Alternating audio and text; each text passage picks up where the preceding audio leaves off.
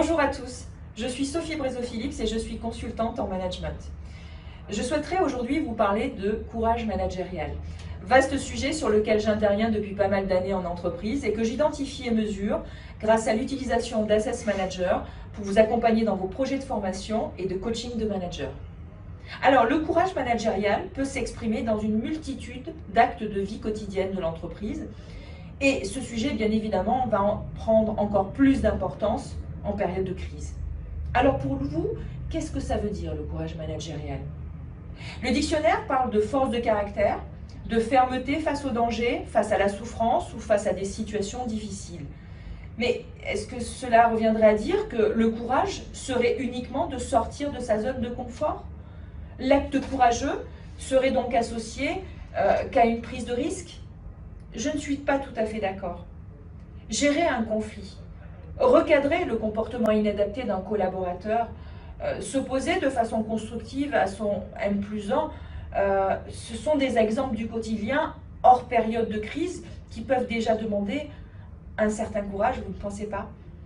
Parfois, laisser couler, voire faire l'autruche, est la solution qui s'impose, surtout quand on manque de temps. Alors ce que je dis souvent à mes managers, avant d'identifier notre capacité à gérer les situations de crise, commençons à gérer le quotidien avec courage. Dans un environnement souvent instable, c'est déjà un beau challenge. Donc mesdames, messieurs les managers, pour fonctionner au mieux, votre courage peut s'exprimer au quotidien. Alors le courage en entreprise, ça va être décidé souvent dans l'incertitude, oser exprimer les choses, y compris les messages difficiles, avec élégance et respect.